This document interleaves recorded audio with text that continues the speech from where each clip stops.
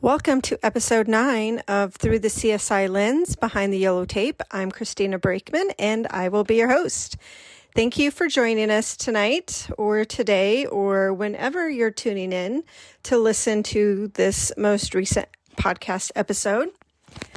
I thought this week or this episode we would talk a little bit about how to get into the profession because it is highly competitive. And so before we really go dive into it, I just want to say it is competitive. Make sure that you're doing your due diligence when you're trying to determine who you want to work for, what agency you want to work for, and what exactly you want to do as far as the work itself. Be prepared for it to take a while to get hired on, and we'll talk a little bit about that. But you should be doing your due diligence. You should be researching job opportunities in your area, or if you want to relocate, should be looking to see if there's even openings in your area and if this job would require you to relocate. And then if you do have to relocate, are you willing to relocate? But let's talk a little bit about the last episode. The last episode we talked about the animal rescue home. Actually, it was a residential home that had been converted into a rescue home for animals. And so we talked a little bit about that case and the impact it had on me and being thankful that that was really my only call that was in that capacity. It was that large. It was that substantial. It was that impactful. Not negating some of the other things that I handled or processed, but, I didn't share that story to make the person who had the rescue facility feel bad or anything like that, or to put blame on anyone. It was just to say, these incidents are happening in your community. Most people have the best intentions, and unfortunately, sometimes those get away from us and we lose sight of what's important. And in that situation, I can't speak for that person who owned the facility or the home, but I can say from what it looked like and based off my experience and what I saw, it looked like it would just got away from the person. There was just too many, there was too much. I'm sure it was expensive and it just began to take over the home. And when you do that, then there's neglect and typically money issues. And like I mentioned, that person was no longer, or those people were no longer residing in that home, almost basically left it abandoned with the animals in there. So fortunately, that was the only incident I've had, but I have heard of other incidents that are similar in nature that have happened in the valley.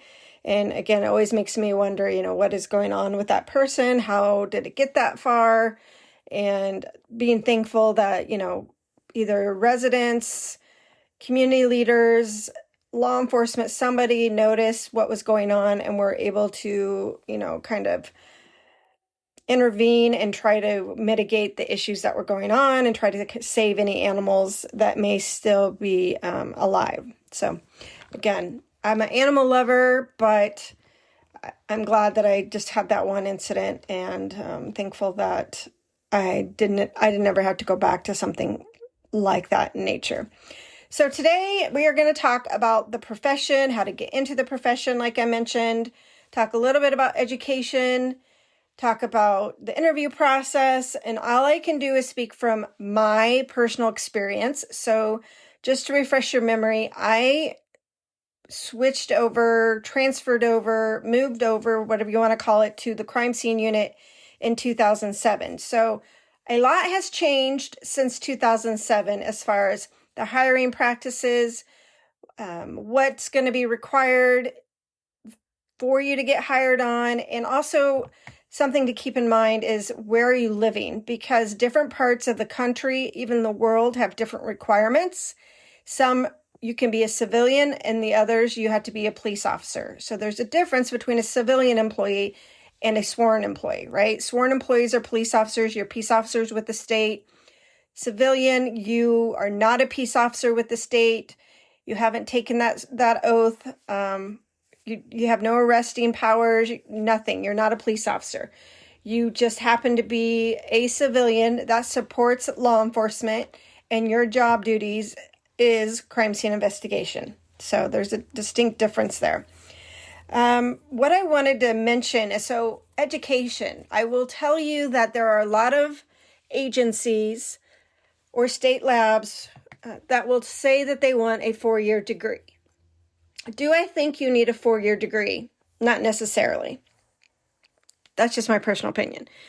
I know the agency I worked for, the minimum that they required was an associate's degree, so that's a 2-year degree. But I will tell you, while I was there, we did not hire, I think we hired one person that had an associate's degree, but that was way before me.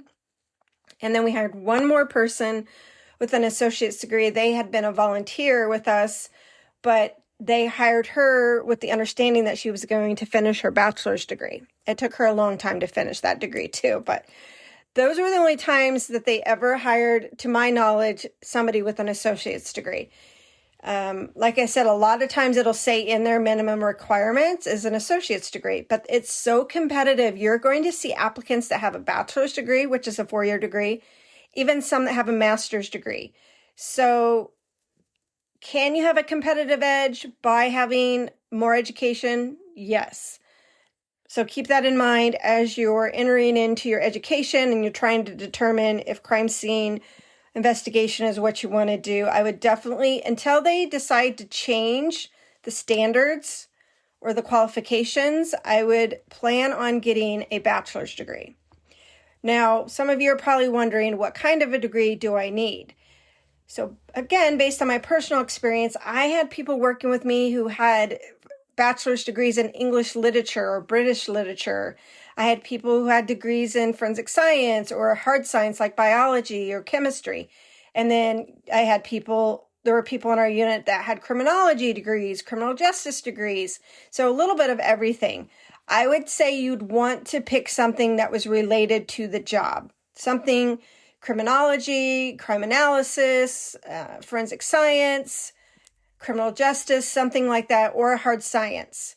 If you're a science person and you like science, then I would always recommend you get a hard science degree like biology or chemistry. And we'll talk about why I think you should do that instead of just getting a law enforcement degree or criminal justice degree or criminology degree. But for the most part, you are going to need a bachelor's degree. Another thing that I would recommend is that you take photography courses. That is going to be, unless you work for an agency that splits the job duties up specifically, you are going to be doing a lot of photography. It is going to be the number one thing you do as a crime scene investigator. So if you're unfamiliar with a Canon or a Nikon, SLR, digital camera, I recommend you find one. Go into the pawn shops, or if you have the money, buy one and just take photography classes. Learn what f-stops and aperture is. Learn what shutter speeds are. Learn how to use different lenses like a macro lens and your regular lens. Learn how to use a tripod. Learn certain techniques like painting with light and low light photography. All these things, if you have a little bit of knowledge, it's going to help you so much in your training. So that would be something I highly recommend. A lot of the community colleges have photography courses that you can take, and some of the community colleges even have cameras that they will lend you for the semester if you take a photography class. So check into that as well. So definitely, I would definitely suggest taking photography courses. The other thing is, if you live in a state that has a volunteer crime scene unit, get your name, apply. Even if they're not hiring right now, apply, because they will train you on the job. You typically won't get paid, but if you can find an agency that has that capability and does that, it's going to be invaluable for you. I mean, it's just going to open up so many more doors. It's going to put you at the top of the list for hiring. So look for agencies. Even if you're in school right now, look for agencies that you can volunteer at, get a connection made, get your foot in the door, and volunteer. And if they don't have a volunteer crime scene, I still would encourage you to apply at the police department and get into their volunteer unit someplace within the city and just get your name in there, get through a little bit of a background process, especially if it's an agency that you think you might want to work for. So that would kind of be where I would start. Now, when it comes to your degree, the reason why I say you should get a hard science degree or consider it, at least, I guess I shouldn't say you should, you just would want to consider that. And the reason why I say that is because let's say, you're in crime scene investigation, you're 10 years in, maybe you get married, you have some children, or you get sick, or you have an injury that you sustain at work, just making it very difficult to do the job physically. Or maybe there's a mental health issue that comes into play, and you're just like, I don't think I can do another crime scene. I don't think I can process another crime scene. I don't think I can see another dead baby. I don't think I can see another vehicular homicide, whatever the situation is.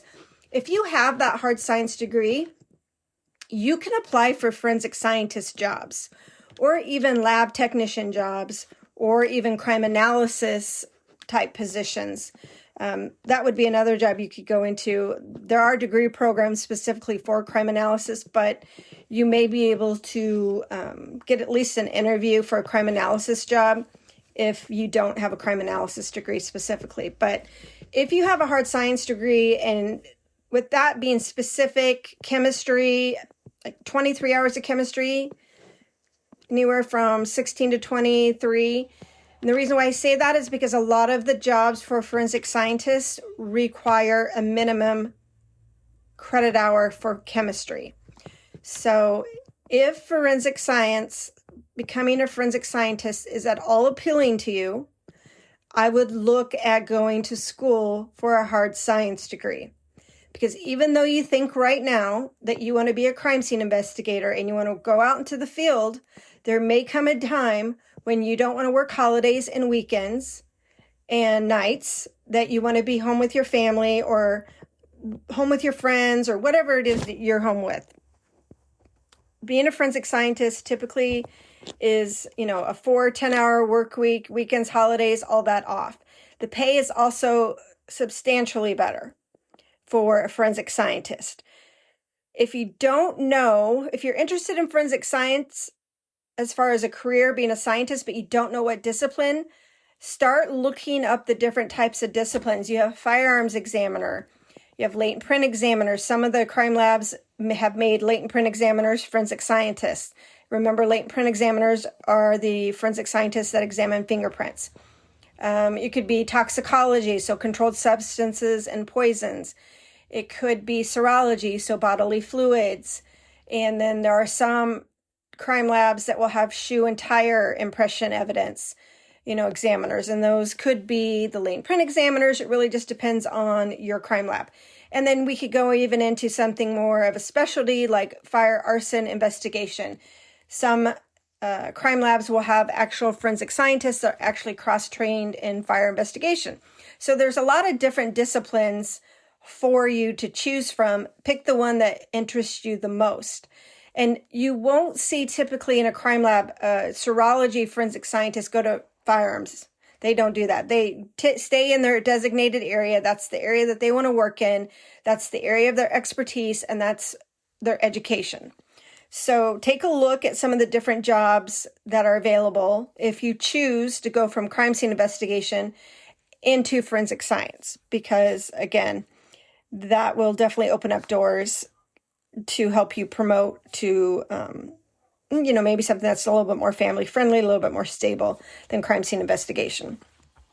So keep that in mind with your education. So some of the, I keep saying a lot.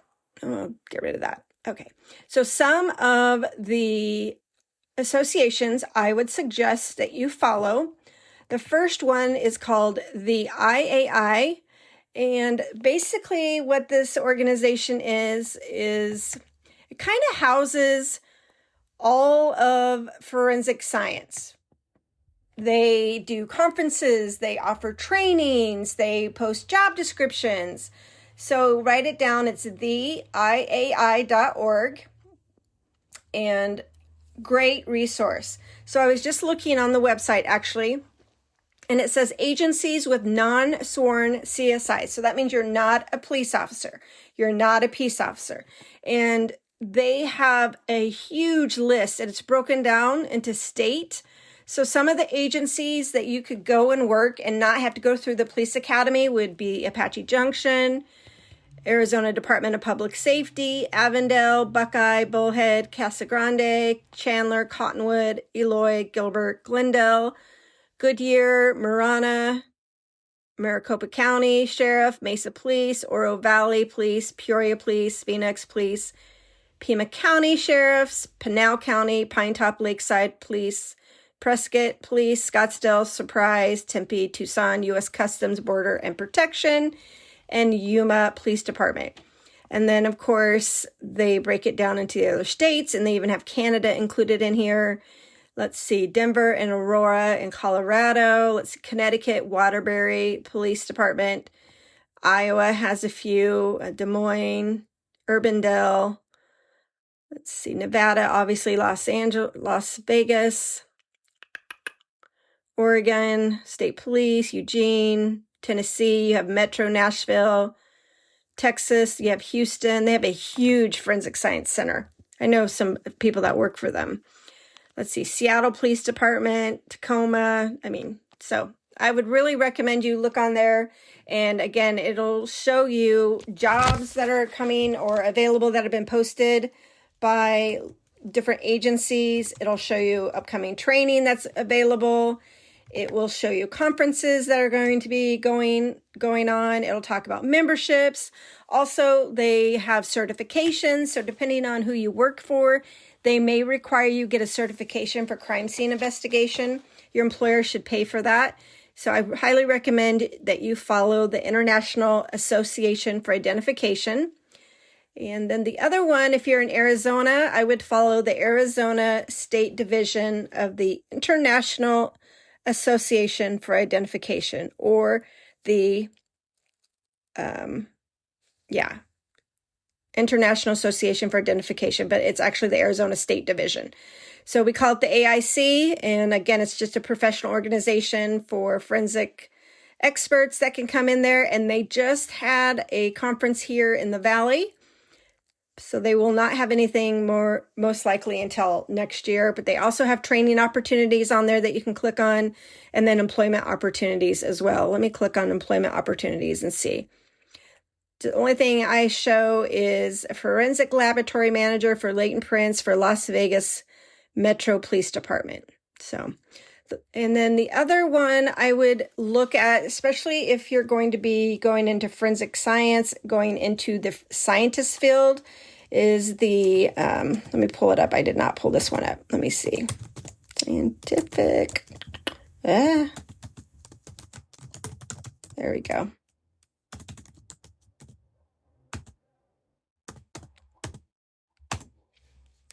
So what I would look under would be the scientific working group, and then whatever discipline you want to see, what's going on, what are the advancements that's going on in the profession.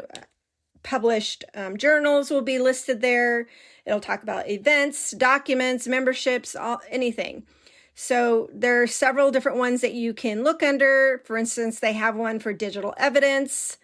They'll have one for toxicology. They'll have one for latent print, and they do not have one for crime scene investigation. But it's called the Scientific Working Group, and definitely a great resource, especially as you go through school and you're having to write papers. They typically have some good references or resources on there. So take a look at that. So those are some of the places I would look to just kind of learn more about the position, the education, and the job. As far as, I pulled up a couple jobs. So I just pulled up some random jobs within the country. First one I did was City of Portland is a police criminalist. And they start out making about $39 an hour. And this position, it's highly technical. You are fingerprinting, you're doing a lot of the latent print evidence, preservation of physical evidence, going to court, photography, all of that, just like you would normally as a crime scene investigator. You'll notice that some of the job titles are a little bit different, but most of the time, the job description, the job functions are similar or the same. So to qualify for this, you have to be a police officer for the Portland Police Bureau. You have to have completed a minimum of 4.5 years of service as a certified law enforcement officer, and at least 3 of which must have been a sworn member of the Portland Police Bureau by closing date. Let's see, what else do they want? You will participate in a closed book, multiple choice written test based on the reading list and the job posting, and it's weighted at 100%. Let's see. So the study material would be the fingerprint source book from the Scientific Working Group on Friction Ridge Analysis, Study, and Technology, or SWG FAST, and then practical crime scene processing and investigation. So if you ever decide to go to the IAI and get your certification for crime scene investigation, this practical crime scene processing and investigation book by Ross M. Gardner is the book you'll use. And depending on what your coursework is like, you may even have that in school. And then it has like a questionnaire for you to look at. So, but again, Portland, you have to be a police officer.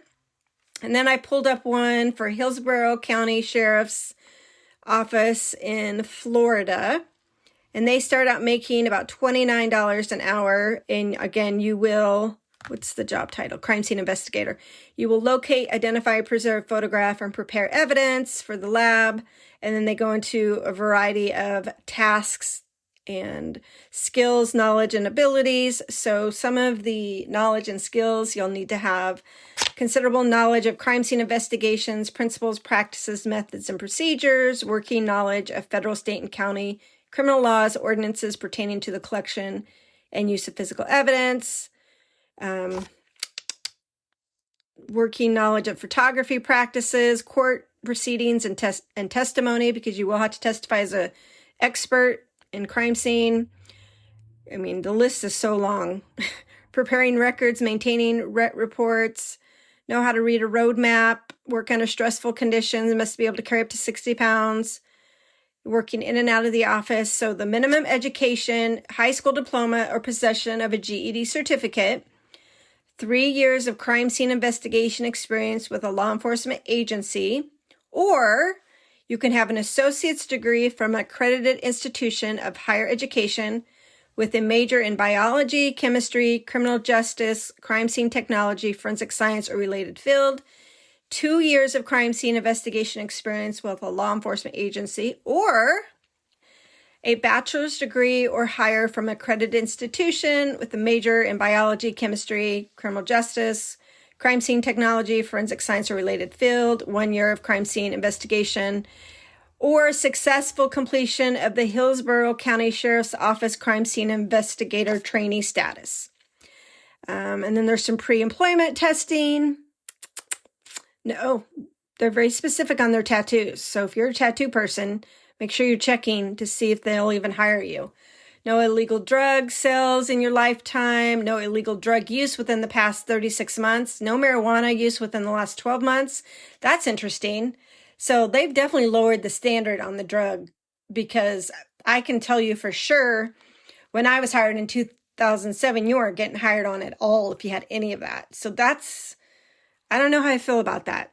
No felony convictions within a lifetime. No misdemeanor convictions. No dishonorable discharge. You have to do background, which is criminal, employment, reference employment, neighborhood checks, polygraph, medical evaluation, and drug screening. You have to live within a certain area. So they're very specific. And I think you're going to find that's going to be the norm, depending, with most agencies. The only thing you may vary is the drug use may vary. And then where's the other one I was looking at? They may not make you do a polygraph, We did make our people do a polygraph. I had to do a polygraph, but I heard when I was retiring that they were looking to do away with that. And from what I recall, the reason why, one is expense, and two, it holds up the application process, and three, people could not pass it. So I don't know what that says about the future of CSI if people can't pass a polygraph. All right, so now I looked in Pennsylvania, and that is also a sworn position. So if you're noticing a theme, so a lot of the Northeast states, you had to be a police officer. So that means you had to go through the police academy. But the thing I did notice is that you get paid more money. The benefits are going to be better too. Let's see. Yeah, I think those are the only ones I pulled up. But you could go online and look and see, what city or what state you want to work in. And there'll be job descriptions. I know, where did that one go? I pulled up one for Phoenix. I don't know why it's not. Let me pull Phoenix up. And last I heard, they actually had 2 divisions of their crime scene unit. Now, they could have reverted back to just one. Let me see. So what I heard is back in the day, because some of the people I used to work with went to work for Phoenix, that they broke it up into 2 different divisions for the crime scene unit. You had your regular crime scene specialists, investigators, and then you had the crime scene investigators that responded to major cases. So homicides, officer-involved shootings, things like that. I don't know if they still do that in Phoenix, but you would never be able to go to that second level position to work major crimes until you've had enough experience working some of the more easier, simple calls like burglaries and assaults. So here, I just pulled up Phoenix. It doesn't say what the pay scale is. I would guess that you're maybe start out in the 40s. I could be totally wrong, but I'm guessing it's going to be around that. So let's see. You will be analyzing, photographing, collecting, preserving, presenting physical evidence. It's an entry-level class in the crime scene specialist series. Its work is performed in the field. You work primarily on less complex casework and or crime scenes and participate in the crime scene training program. So that would make sense since it's entry-level position.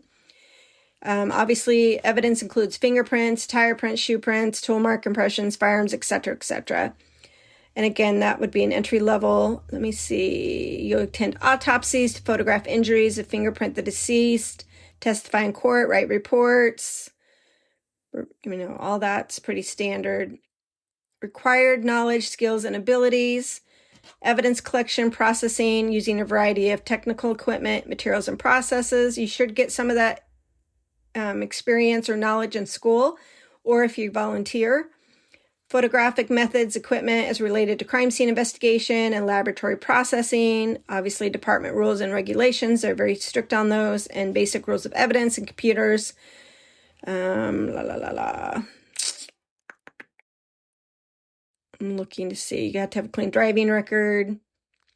1 year of experience in crime scene processing or photography, or an associate's degree in criminal justice, chemistry-related field. Other combinations of education and work experience which provide the knowledge, skills, and abilities required to perform the work may be substituted. So they'll take a minimum of an associate's degree. But again, I'm telling you, you're going to have a bachelor's. You also have to go through a polygraph and background with the city of Phoenix as well. Okay. So pretty standard, no surprises there. So once you've gone to school, what would be nice, what would be ideal is if you went to school for your associate's degree and then you got hired on for this in a city, doesn't matter what city, and they have tuition reimbursement. So then they would pay for the rest of your education so that you wouldn't have to get student loans or go in debt, or unless you have scholarships and all that. But working for a city, a lot of cities have tuition reimbursement. You may not be able to go full time, but that's okay because your education is being paid for.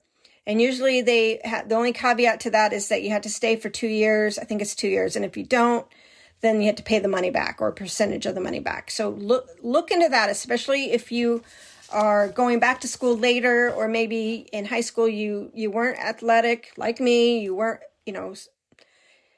academically strong, I guess is the word I want to say. So no scholarships, and you're having to pay for school, which we all know how expensive it is. So this may be an option for you, is finding a city that you can go get a job in, go work in Parks and Rec, go be a lifeguard. I don't know, go work in trash disposal, go work in community engagement. I mean, there's so many places that you could work for in the city.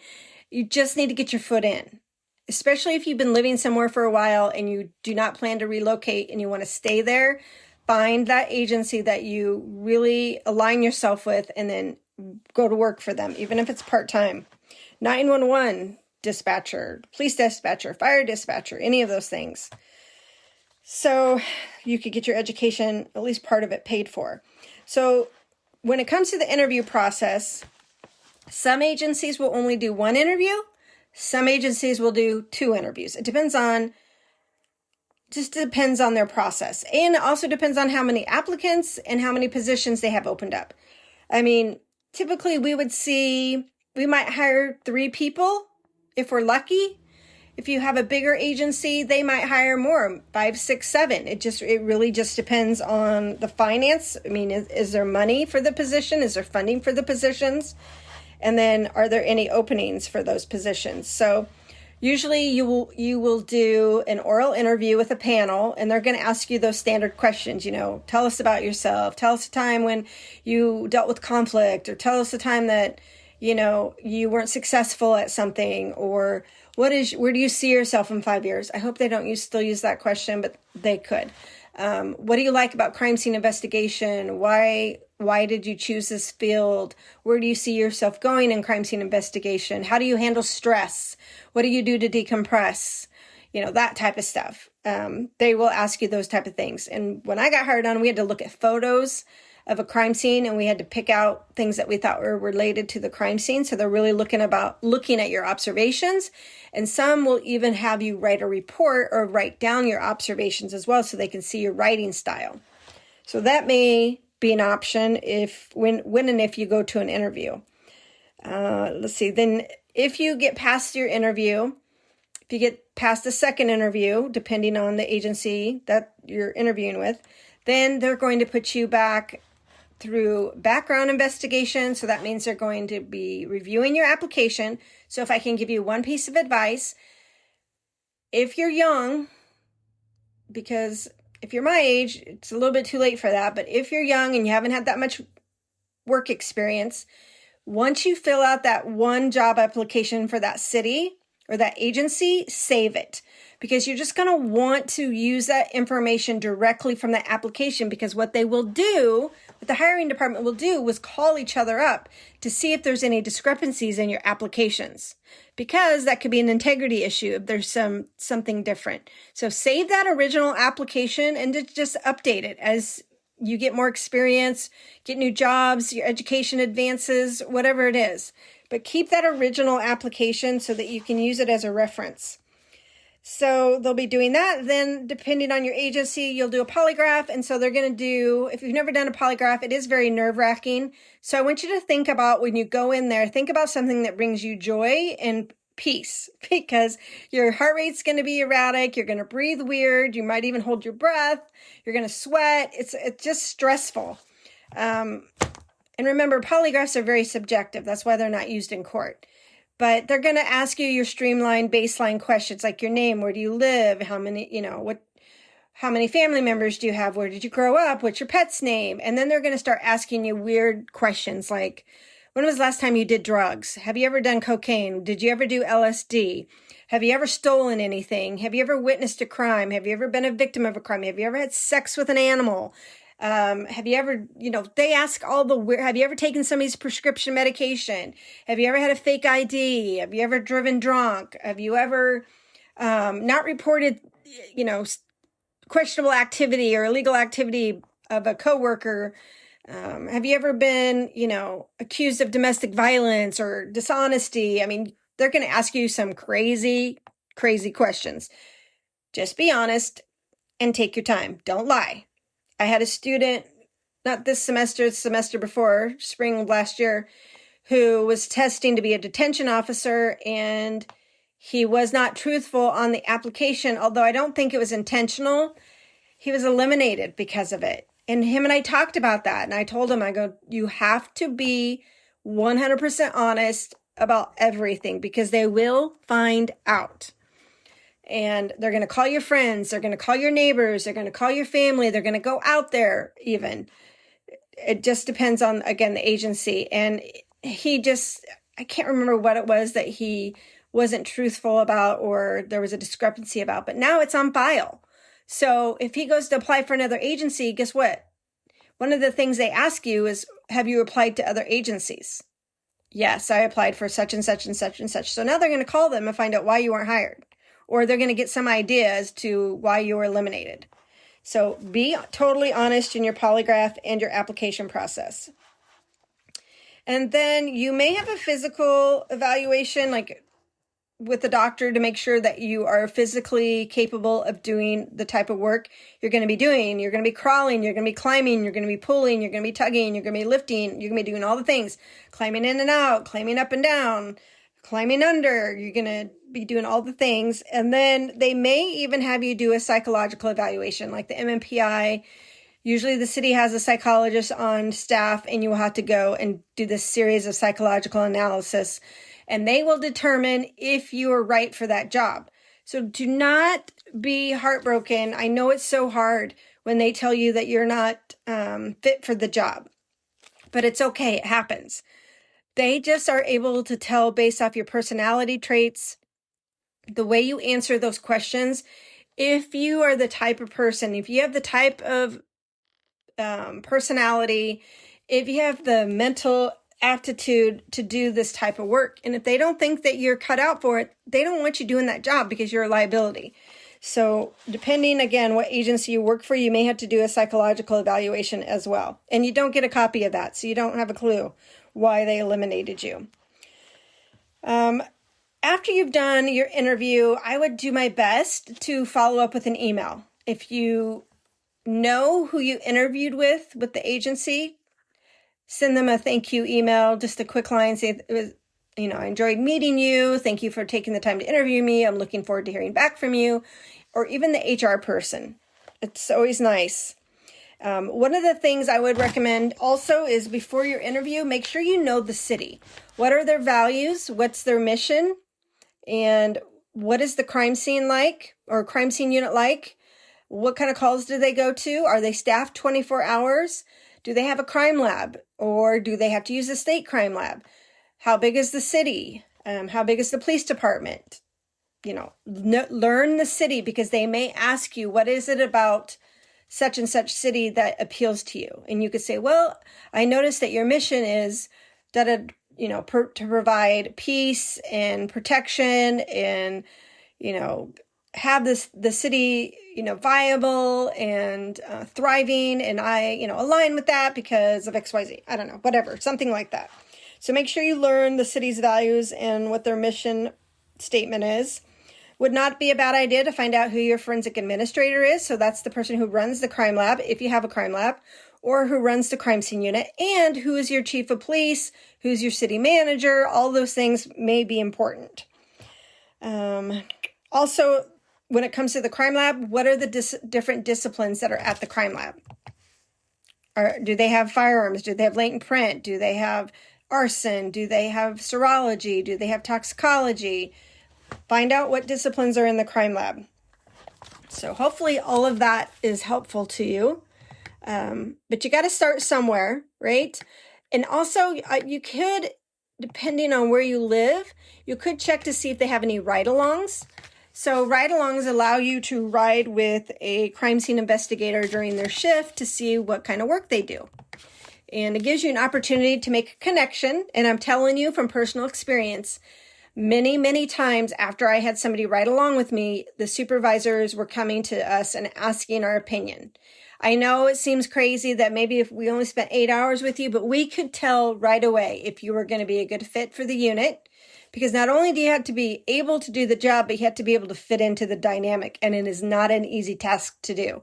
It is not easy to do because a lot of type A personalities, a lot of stuff goes on in the crime scene unit. So they will come to us and give us and ask us for our opinion. If we say, no, I don't think they're cut it, it's highly likely that they're not going to pursue you if you do apply because of the feedback that they've gotten from the people that you rode with. You can also typically do crime lab tours. You can call and schedule to see if they'll do a tour of the lab, and they'll take you around the lab and tell you a little bit about each unit. And so that also gives you a connection to the crime lab. So those are just some of the things that I would suggest. But definitely your education, work on that education. Try to get in somewhere as a volunteer or get in with the city. Follow those resources that I said, the IAI or whatever state you live in. Find out, Arizona is the AIC. Follow up on the scientific working group for whatever discipline you may be interested in. And again, that's a good resource, even if you're in school and you're writing papers and you're doing research. And then, a lot of schools, community college and at the university, they have resources available for you to help you interview, give you interviewing tips. Take advantage of those as well. Dress for Success is at a lot of these college campuses. If you don't have clothes for interviews, they'll give you clothes. They'll help you prepare a resume. They'll help you prepare to apply online. I mean, they just do so much. So check with your community college or your university as well if you're still in school. And then, just maybe send a follow-up email if you have the email or some kind of way to communicate with them. I think that would be a nice finishing touch that sets you apart from other applicants. And remember, it's not uncommon for them to get several hundred applicants for 3 or 4 positions. So you want to make yourself stand out. And that takes me to one other thing. Do not bring your parents to your job interview. If they need to drive you, do not let them come in. Also, make sure you're dressing for the interview. Do not wear jeans. Do not wear graphic t-shirts. Do not wear tank tops. Do not wear a lot of jewelry or a lot of makeup. Keep your hair nicely groomed. Pull it back away from your face. I would recommend you wear dress pants, dress shoes that are closed-toed, and a nice dress shirt or a blazer to go with it. You want to stand out. Trust me, I cannot tell you how many people I saw who came in to interview with us, and the way they dressed, it was just bad. Don't chew gum. Don't be smoking.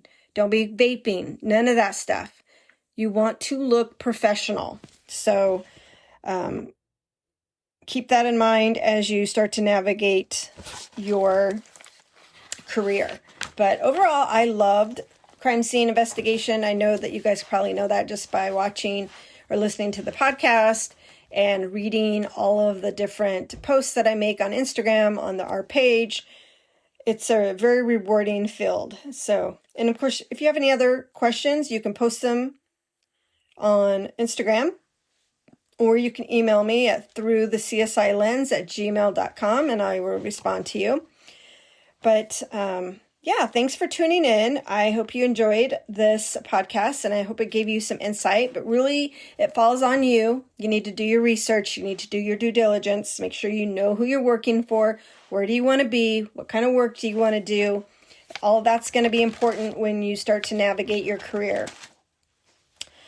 So this will be our last episode until January. I will not be doing any more episodes through the month of December. I'm taking December off to enjoy the holiday month. And then we will reconvene in January of 2026. Isn't that crazy? We're already hitting January of 2026.